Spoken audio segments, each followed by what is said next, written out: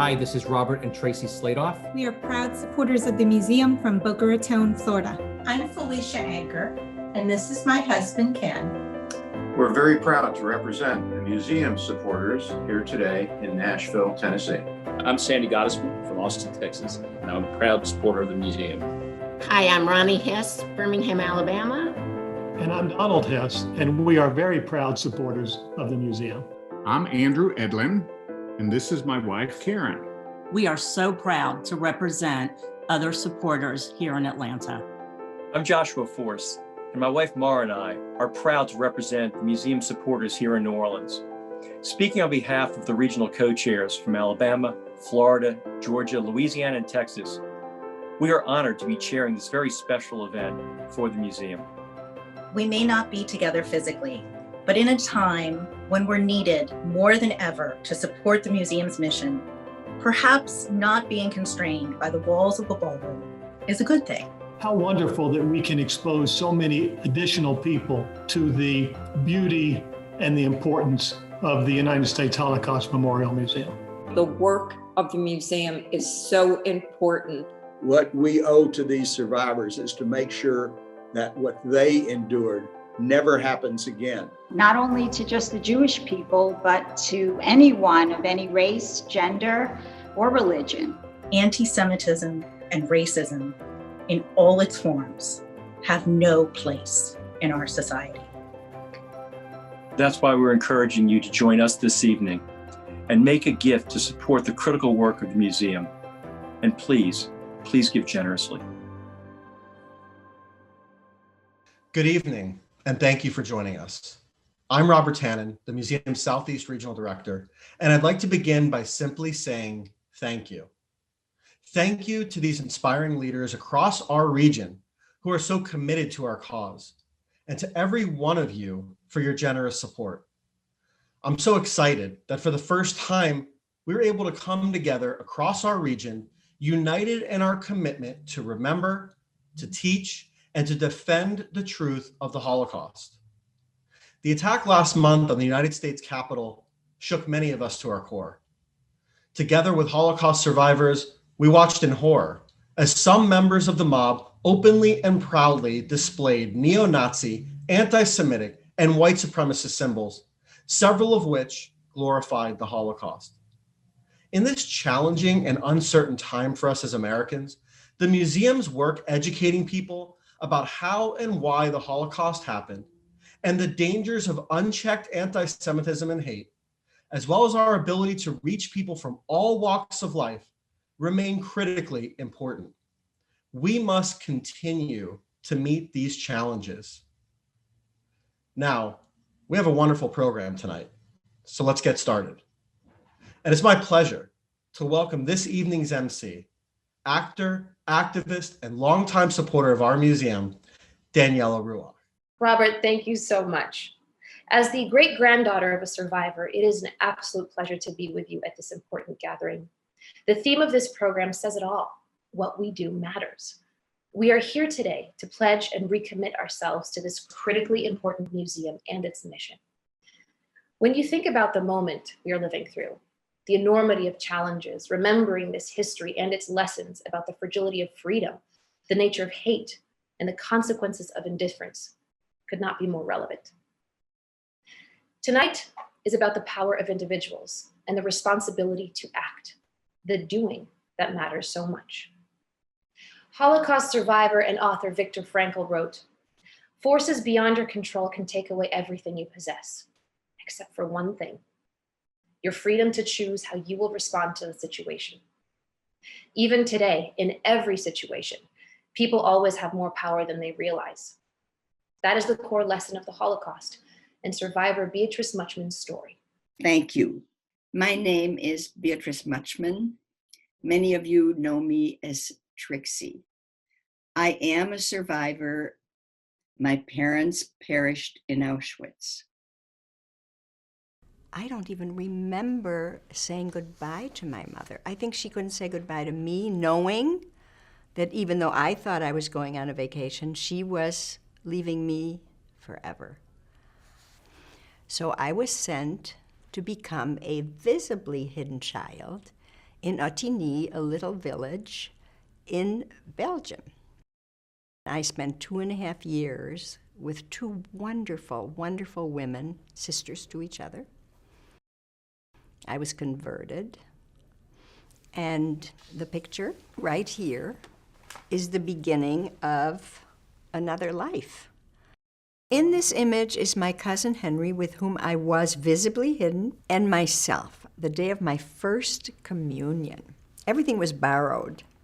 Marraine, who had become my godmother, one of the sisters who had saved our lives, borrowed the dress, she borrowed the shoes, she borrowed the veil, and I became Béatrice Duché. I changed my name, this little Catholic child who roamed all over a village where eventually everybody knew I was Jewish and no one gave us up. These women, they followed their conscience, regardless of consequence, and that is not easy. I've never forgotten it. And I often ask myself, could I do the same thing? This takes courage. For many years, I felt if I had been by my parents' side, I could have saved them. I mean, here I was, 7 years old. I understood very little about being given up. I guess also in my heart, I felt abandoned. And where were they? And then in 1991, my daughter found a cache of over 100 documents, letters, photographs in an old Marshall Field box. This happened after my adoptive father died. I knew nothing about these letters. I knew nothing about the box. It had been hidden from me. Here was a letter from my mother that I had never seen, written to my aunt in the United States. They had come in 1939. Telling them the situation was desperate and they needed to give me up their only child. My mother saying, everything we own is for our child, of course, and you will please be a mother to her. And then she added, I can't speak about this anymore. My heart is breaking. And I had never seen this letter. So here it is, even with a teardrop on it. This was the letter that spoke to me more than anything else.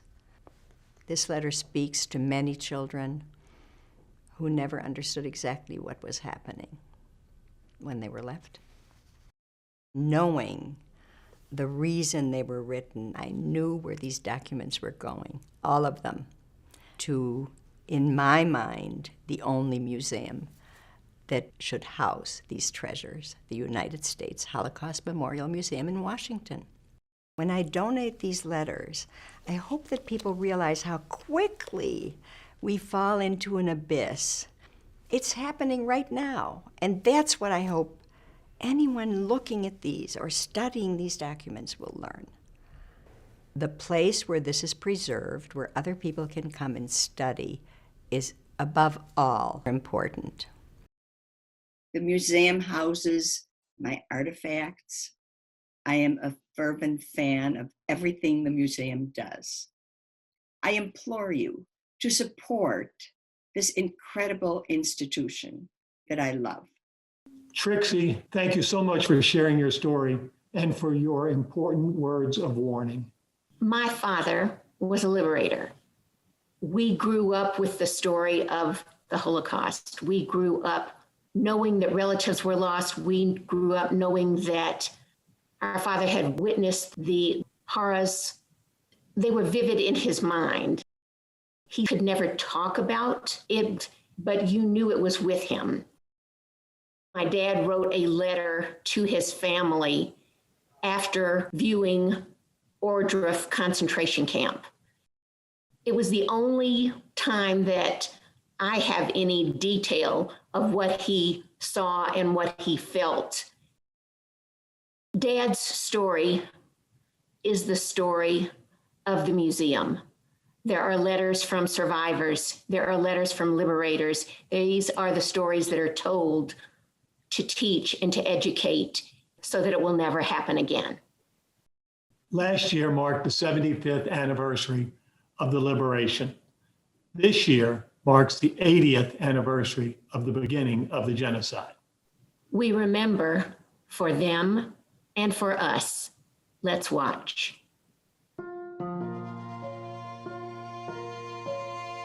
Erwin Haber was on a transport from Malines, Belgium to Auschwitz on August 4th, 1942, when he threw 2 letters from the train.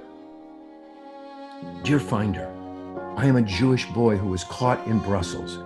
I am part of a transport of Jewish children who are deported to Poland.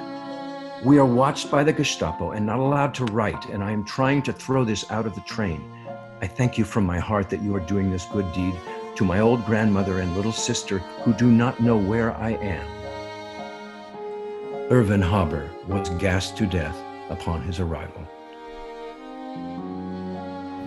Dear family, no fever anymore. Finally, we go. Very weak, but full of courage. My beloved children are next to me. Johanna and her sons were killed shortly after their arrival to Auschwitz. We are headed for Metz to rejoin Mama. Everything is okay. We will arrive this evening. We hope to find Mama. Be strong. We will see each other soon. No one in the family survived. I highly regret that I could not write to you from Malines, but it was forbidden. Unfortunately, we were denounced on October 20th. We are now on the road to the unknown. My dearest darlings, we have passed Toulouse at 12 noon. You can imagine how I feel. I am happy and glad that I don't have you two, my darlings, here with me. In God's name, be brave and calm. Heartfelt kisses to you, your mama. Wilma and Kurt Grunwald and their 2 sons were deported to Auschwitz. Eventually, the oldest son, who was handicapped, was selected for death. In a state of mind that is unimaginable to us, Wilma decided to voluntarily accompany him to the gas chambers so that he would not have to go through that ordeal alone. You, my only and dearest one, do not blame yourself for what happened. It was our destiny. Take care of the little golden boy and don't spoil him too much with your love. Have a fabulous life. We must board the trucks. Into eternity, Wilma. We would be the fathers, the teachers, educators of the future. But no, we shall certainly not live to see it. We note a proof of guilt which is useless for ourselves. The trace should be thrown like a stone under the wheel of history in order to stop it. We may now die in peace. We fulfilled our mission. May history attest for us.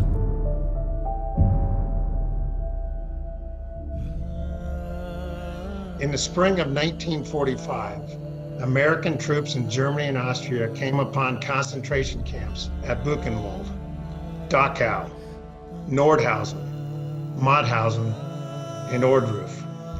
The soldiers saw the camps with their own eyes, and the truth was undeniable.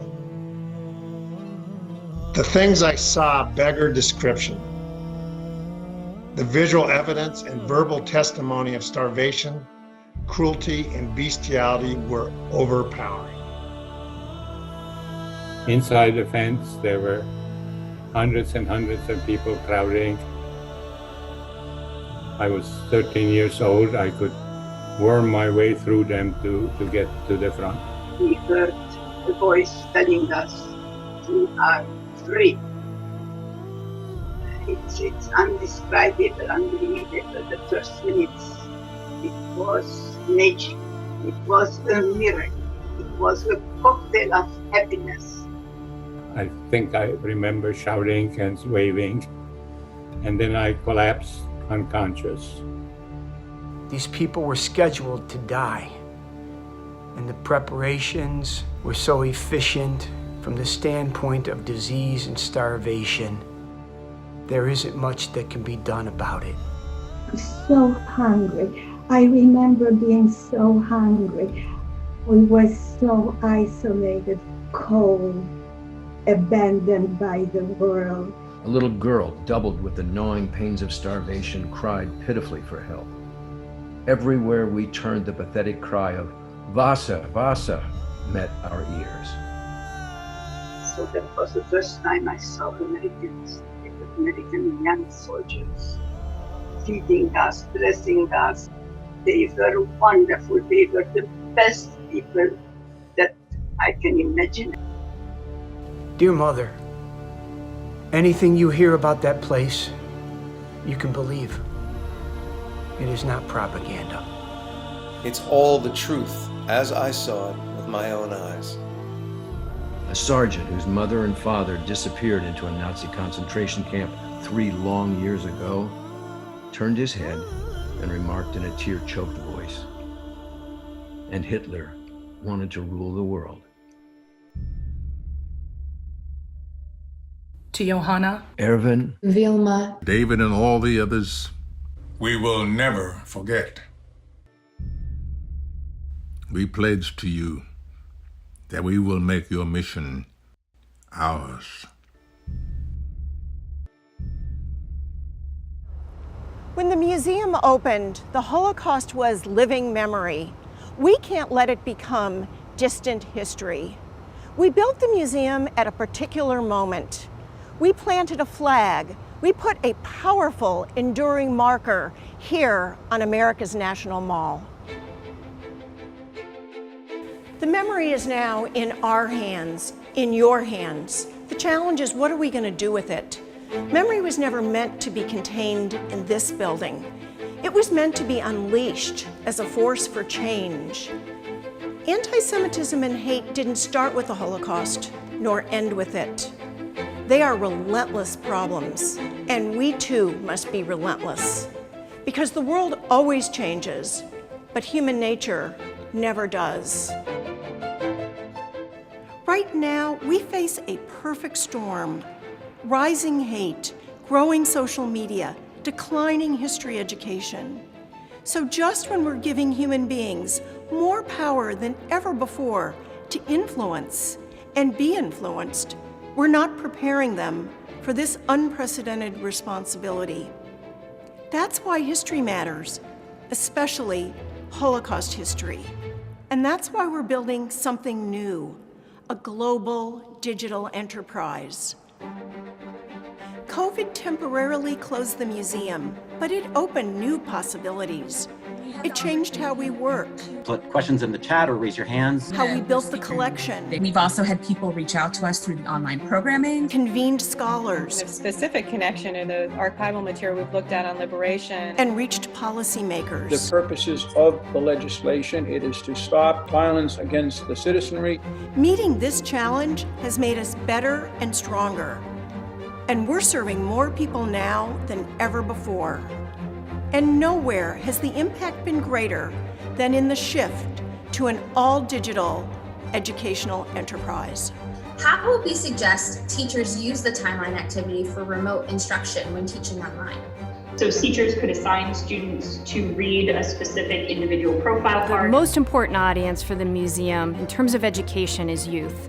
So when we had to go from in-person experiences with youth and with educators who reach youth into remote learning environments, we were more than thrilled to be able to rely on what had been built here, what had been invested in here at the museum.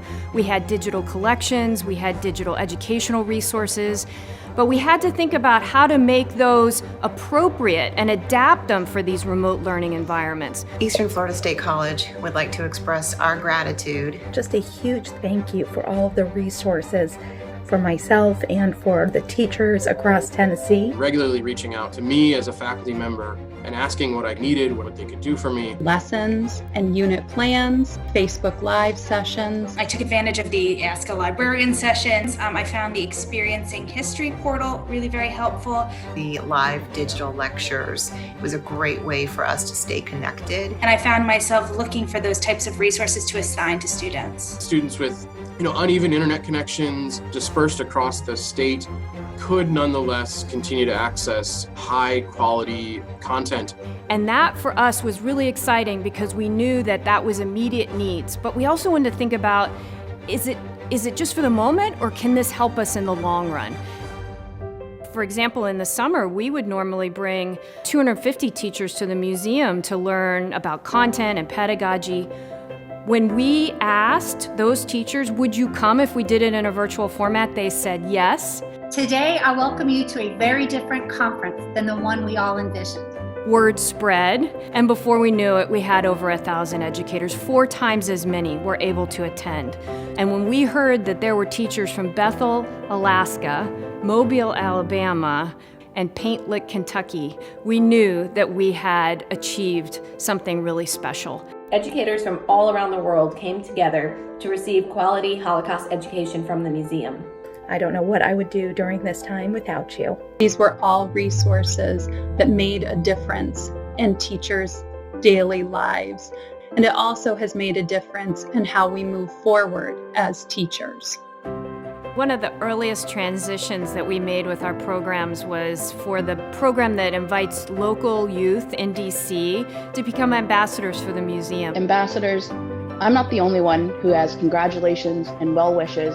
Our guest speaker served on the museum council, but you may know him better as a 2-time NBA champion, Mr. Ray Allen. I want to take this moment to say I'm amazed by you all. I'm encouraged. I'm thankful. And each one of you young people has an opportunity to determine what our futures are going to be. My name is Rose Bohm, and I'm a sophomore at Washington. My name is Ativa D'Souza, and I'm a rising junior at the Thomas. We have all learned so much. We are the leaders the museum has built. Make us want to go out and create an impact on our own personal communities. We have an obligation to speak out and stand up against hate and bigotry in this world. As we go forward, we're going to be thinking about how we maximize these new remote tools in ways that complement our in-person successes. But whether we're engaging remotely or in person, the museum is going to continue to engage leaders who are so central to the health of our democracy. Welcome to week 3 of Crisis Leadership and National Security. Since the spring, we've run programs for international military officers, senior level government and military leaders, as well as police, prosecutors, lawyers, and judges. It would be impossible not to bring it up, right? It is what is on everyone's mind right now. We create meaningful remote educational experiences for our audiences, and it's only going to enhance our capacity to lead not only nationally, but also globally. We're constantly listening. We're constantly off kilter in the sense that we know the world is changing around us and we have to listen and we have to be ready to respond, but the challenge is great. The museum has met this moment, but our work isn't done. History is a lesson and a warning. It can also be a source of hope. When people look back on the Holocaust, they often ask, what would I have done? Our job now is to get them to ask, what will I do? And we need your help.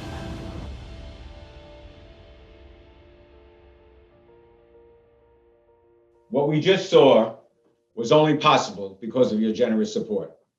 Thank you all for joining us. I am Howard Lauber.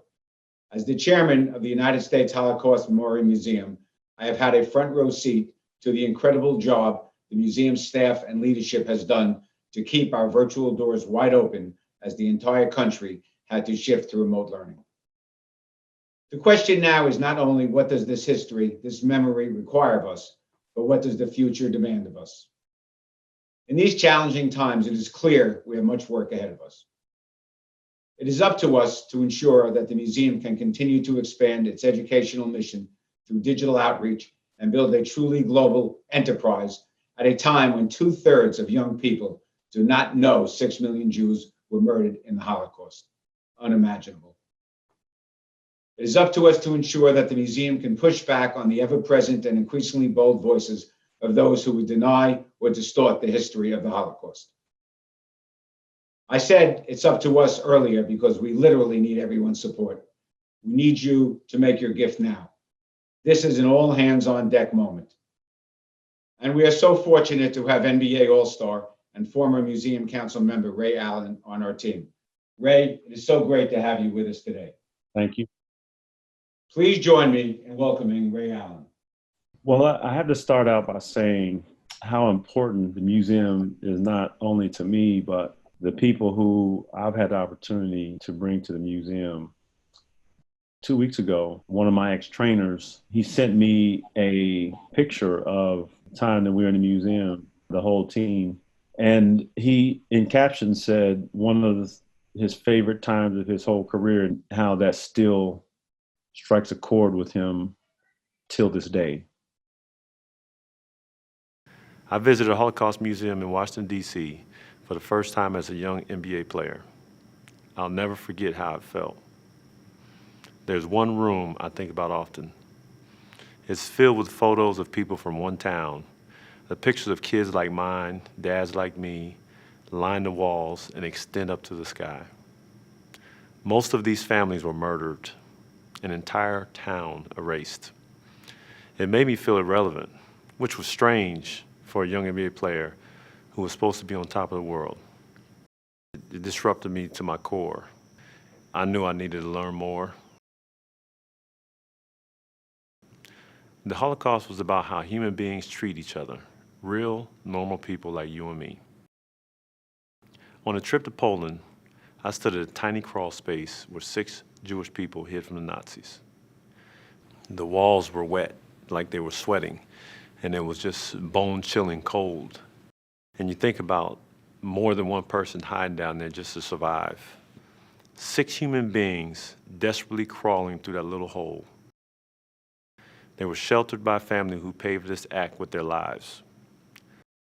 When you stand in a situation like that and you realize 10 people of a family, they were completely annihilated by Nazis for harboring a Jewish family, you ask yourself, would I do that? I know what I say I would have done, and I know what is right, but do you step up and put your family in harm's way? Being in Auschwitz, and you see the tracks going underneath the tower, it was almost like you could hear the train whistling, just knocking up against the rails as they're coming into the station.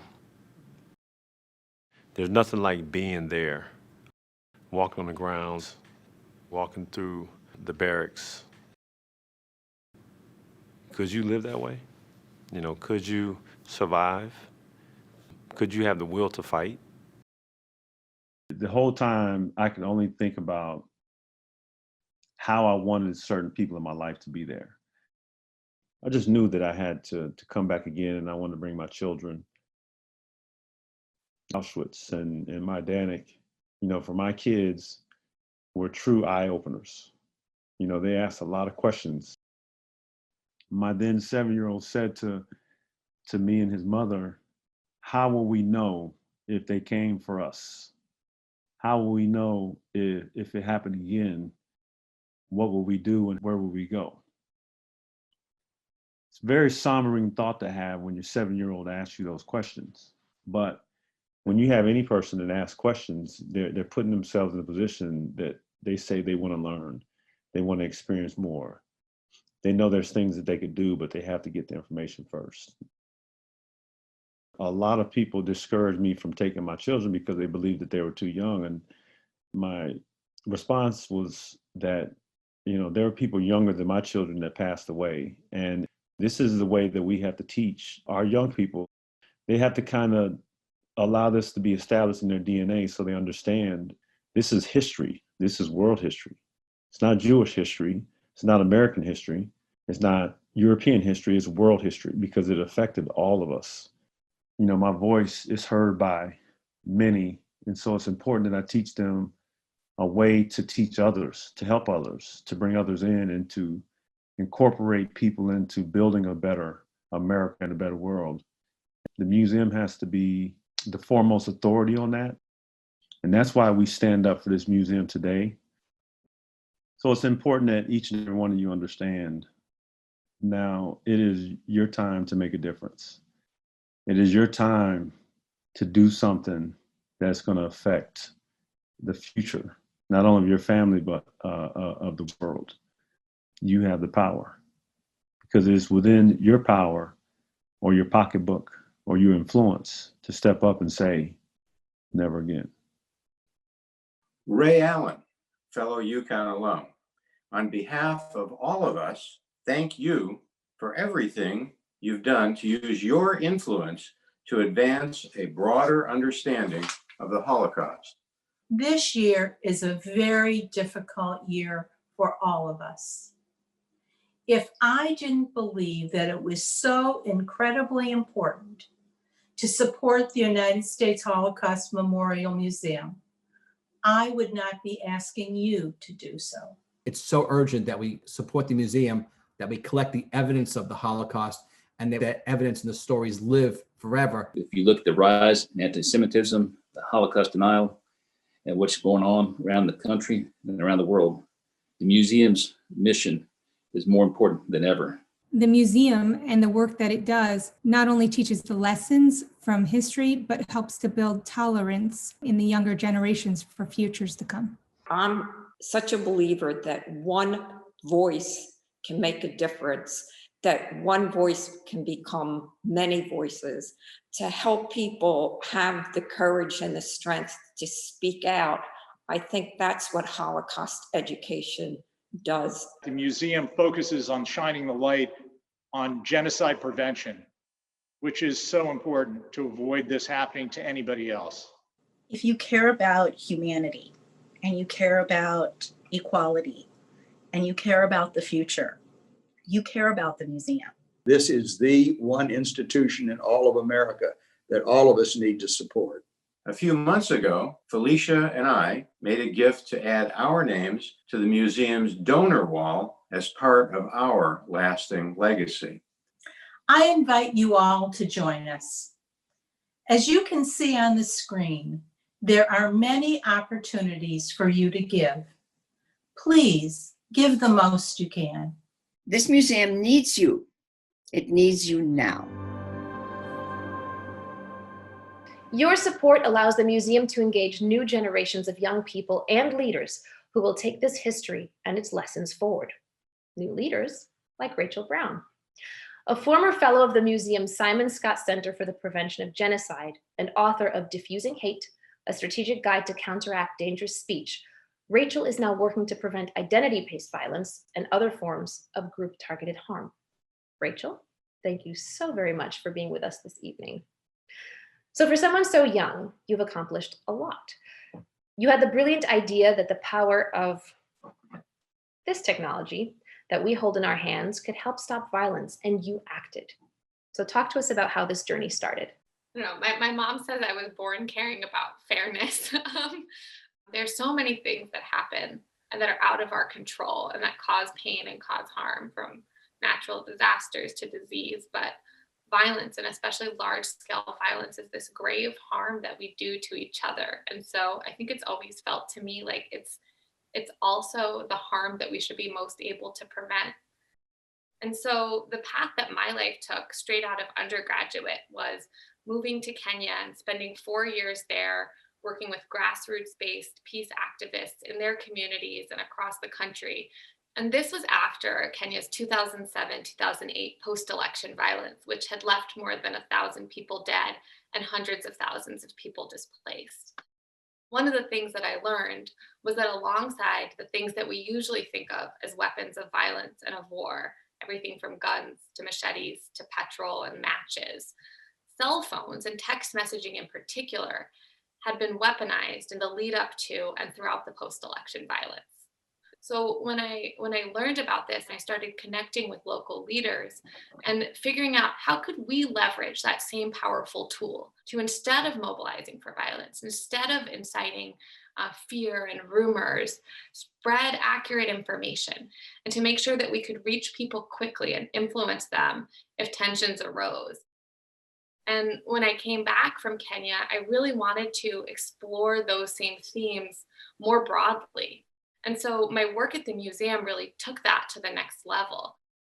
A lot of the reasons that we're able to identify these patterns of dangerous speech are by looking at history and are by studying where there have been genocides and mass atrocities in the past. And when we look at Holocaust history, it is just rife with examples of all of those narratives, narratives of the other, the dehumanizing rhetoric and narratives that targeted different groups throughout that trajectory of the Holocaust, the way that it started off with groups that were already more marginalized, from people with disabilities to Roma communities and ultimately to Jewish communities. We know that there's this playbook of dangerous speech. We see it unfold over and over again, and we know it's one of the earliest warning signs we have that we need to take action, that we should be concerned. What does the playbook look like? That's the reverse of that. What does the playbook look like for what we do when we see these patterns of speech? As a fellow, I work to bring together research from neuroscience and social psychology and conflict studies, together with my experience in Kenya and consulting and supporting projects really around the world, into the Diffusing Hate Guide, to really start to build a path forward for how we could start to merge insights from research and practice and build out a playbook for what we can do when we see the patterns of speech that fuel division, conflict, and in the worst cases, genocide and mass atrocity. After the Diffusing Hate Guide was released, we had it being downloaded all around the world, in Europe, in Asia, in Africa, in this country. We've seen some of these patterns of dangerous speech play out in the US, and over the past years have responded to requests from leaders from all sectors. And I've been so heartened by this. Leaders, faith leaders from all different faiths, business leaders, organizations, seeing these patterns, or at least the seeds of them, and saying, how can we understand what we're hearing and seeing and prevent it from going even a step further?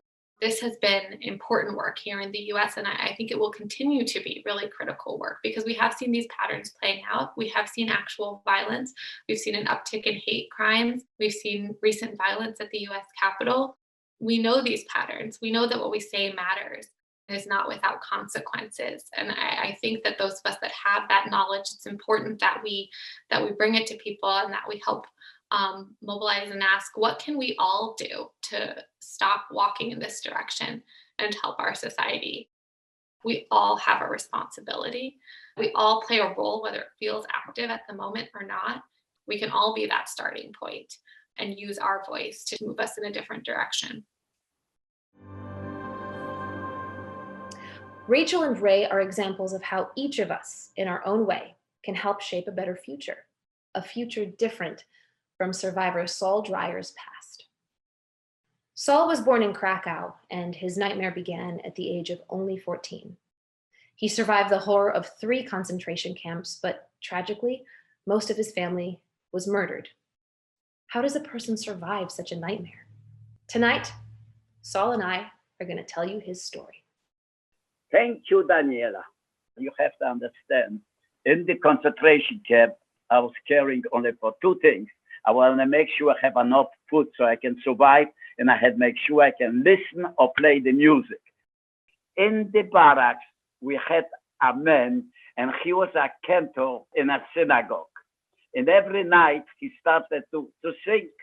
Eventually, I said, something is missing. I said, if I could find a little beat. So here is a replica of the spoons, and I tell you what I was doing.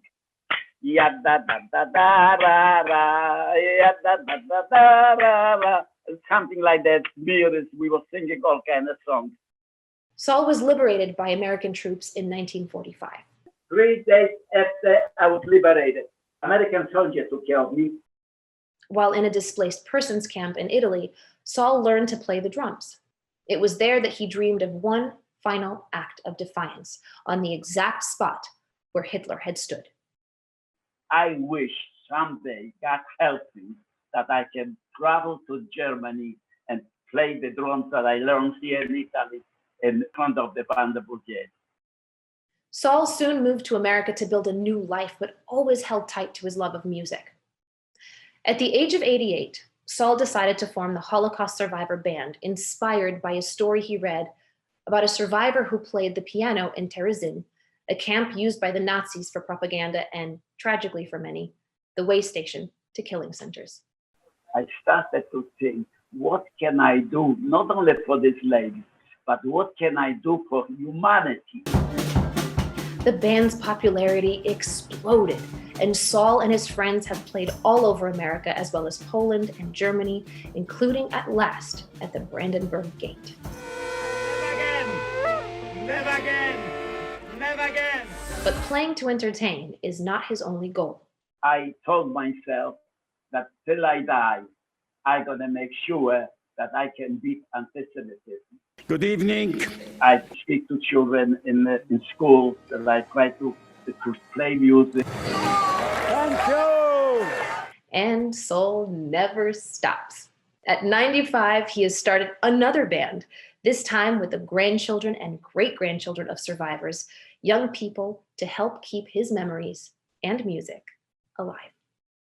We're practicing Hallelujah.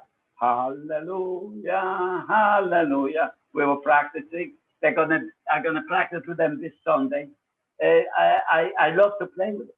Saul, from the bottom of my heart, thank you so much for being with us tonight. You are a true inspiration.